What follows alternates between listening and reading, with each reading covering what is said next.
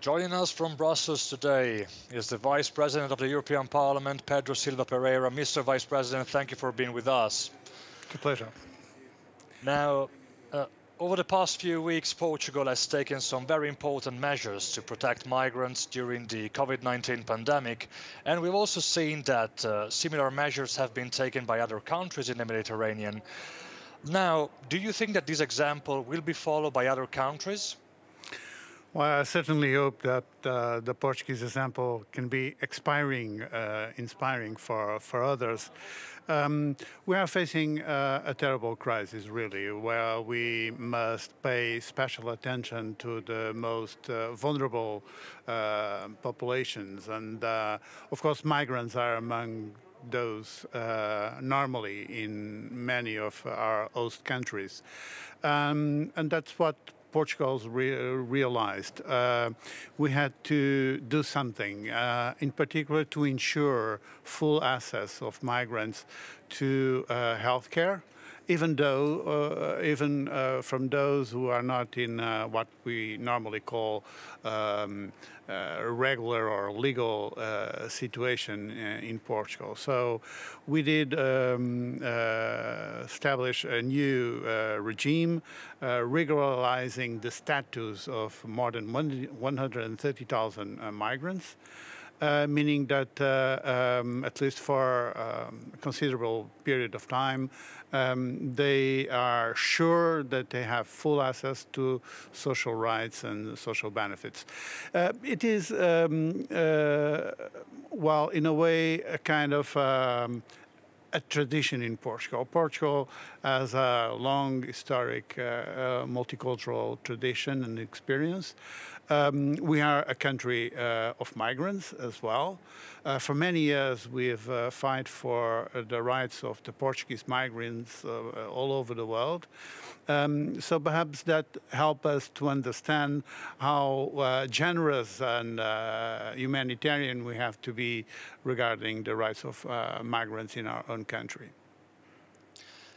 Now, I mean, if you look at the COVID-19 travel restrictions and the lockdown, how do you think this will affect the way we talk about migration and we look at human mobility across an area, so the Euro-Mediterranean region, that is a historic crossroad of trade, of people, and even of civilizations? How do you think this will change after the pandemic will be over? Well, for sure, free movement will not become easier after the crisis. And in particular, I think that the challenge of cooperation for development, so addressing the root causes of migration, becomes even more important now, because all countries will be hit, also in the Mediterranean and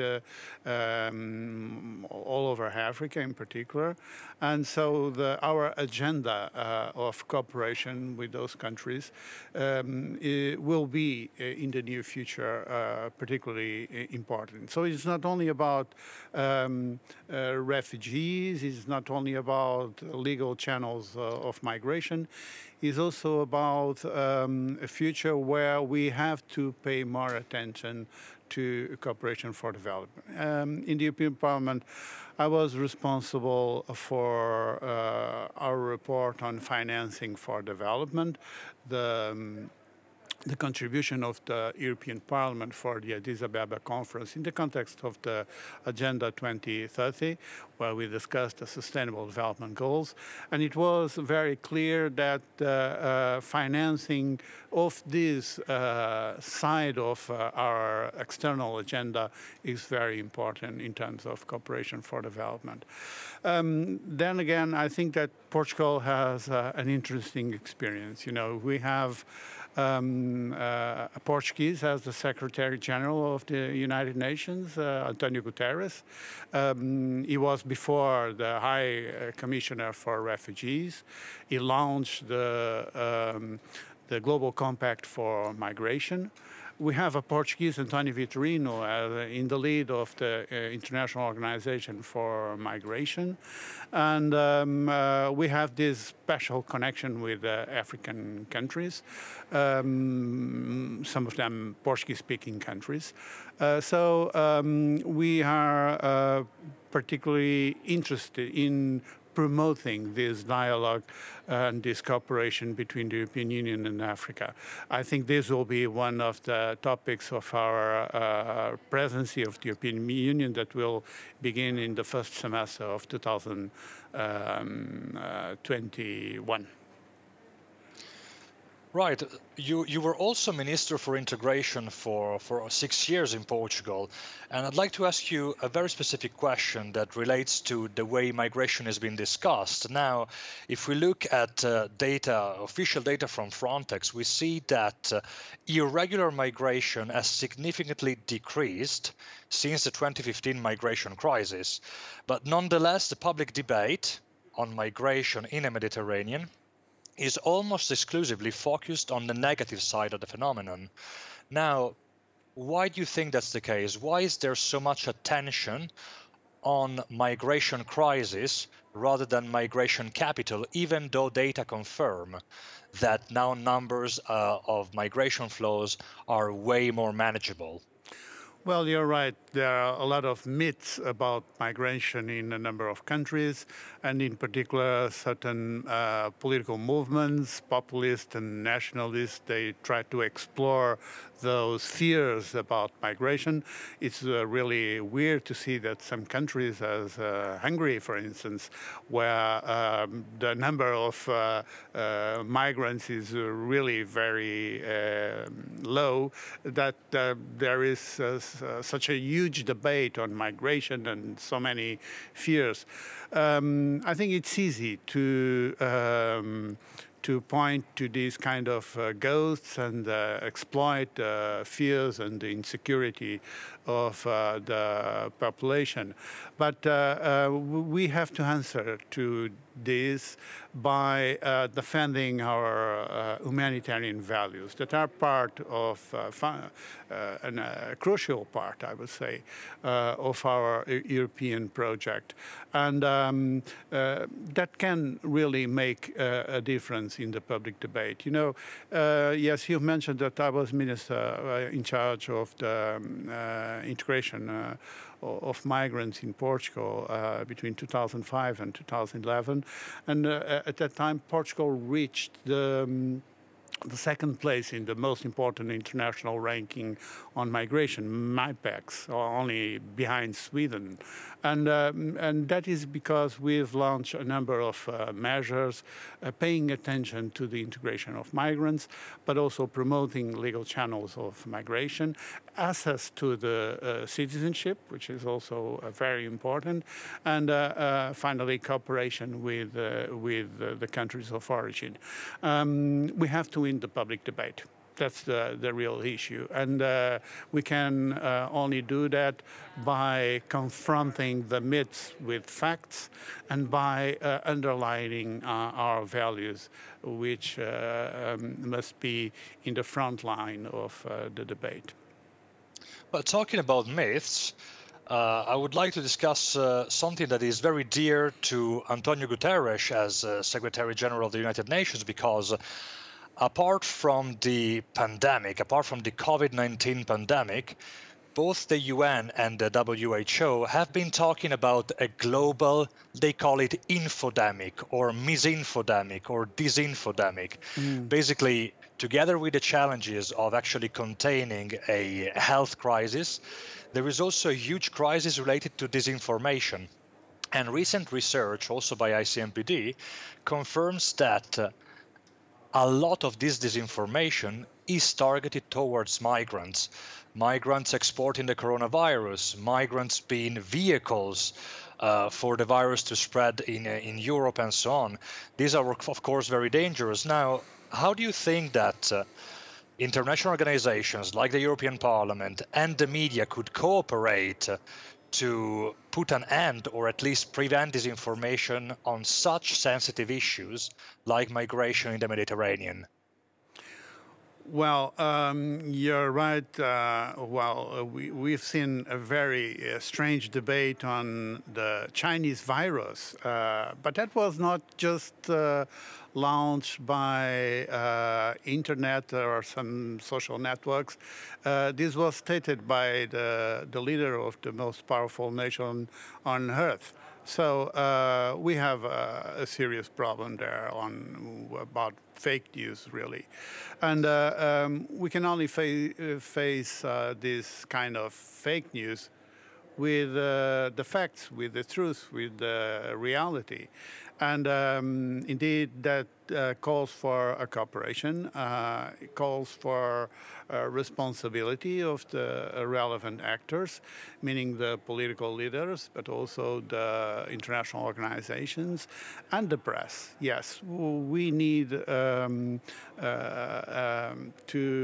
pay attention to this role of the press in order to give accurate information on this kind of issues, so that we can find and then fight this trend of fake news that, as you mentioned, is targeting migrants in a very severe way. Now, we started this interview talking about the protection of migrants' rights, but there is another aspect that should be considered, the fact that during the implementation of the COVID-19 lockdown measures, the importance of migrant key workers has become evident. I'm talking about migrant workers, especially in the health sectors, and this touches most European countries, but also, for instance, key sectors like agriculture and the industry. Now, in your experience, both as minister and as vice president of the European Parliament, what do you think could be done to give more visibility to the strategic contribution that these people give to host societies, especially after the pandemic is over? Well, you know, the contribution of migrants for the development of the host societies became actually more visible now during the crisis, because they were essential to keep working a number of important sectors of our economies and our societies. But it was a matter of fact already before, meaning that there are a number of relevant studies with facts that shows how the migrants are really contributing for the development of our societies, for the equilibrium in our social security systems, and also the idea that there's a kind of a conflict in the labor market between the local population and migrants arriving is fundamentally misleading in most of the cases. But now it has become more visible. So it helps us in a way to show how essential the migrants are in our societies and in our economies. This is particularly true in the healthcare system, where a number of migrants had a very crucial role. I remember that Boris Johnson, when he came out of the hospital, the first thing he decided to do was to thank, of course, the medical team, but in particular to two nurses, both migrants, one of them Portuguese, actually. So the life of the Prime Minister really depended mostly on the contribution of those migrants. It's very interesting to see how this can be recognized in a country where there was so much hate speech about migrants, and in fact, that was one of the elements leading to Brexit and this idea of take back control of our borders, as if we could solve our problems better closing our borders than creating new forms of cooperation. Well, the example you just mentioned brings me to my concluding question. I mean, if we look at the migration narrative, especially when we talk about the Mediterranean, we see that it's been very polarized. By that, I mean that there has been extensive coverage on the humanitarian side, on one side of the spectrum, and then there has been extensive coverage on security issues, threats, and dangers. Now, what it seems like is that these two sides of the spectrum are not communicating. So they're attacking each other, and the debate in the middle seems to be lost. Now, the European Parliament is a place of debate. It is a place of compromise. It is a place of discussion. What are your recommendations to bring the migration narrative back to the middle instead of being the victim of an overly polarized debate? Well, you know, I'm not very optimistic about the idea that we can avoid a polarized debate on migration. It has been so for some time, and I don't think that this polarization is diminishing in these more recent times. But I think that this is a crucial issue. Let me say that if you see the way the press has treated all these crises, well, with extensive coverage in all countries, but perhaps the refugees dimension, which is quite dramatic, was not sufficiently underlined. During this period in Greece, but also in many other countries, we are seeing a dramatic situation of the refugees, and this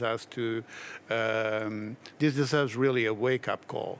As to the response for the future, you know, the European Parliament is delivering quite clear messages in the need about the need of having a more integrated policy for migration, and this has to do also with resources.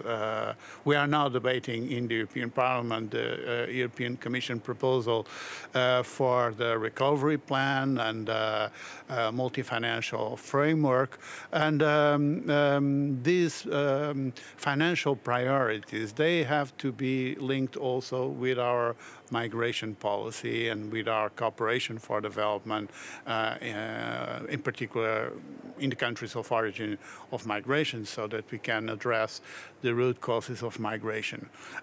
So I believe the European Parliament is one of the relevant voices calling for this agenda. And I hope that we can see some results of that in the near future. At least that's what we are fighting for. Mr. Vice President, it was a real pleasure talking to you, and we will be in touch. Thank you so much. Thank you so much. It was a pleasure, really. Thank you. Have a nice day.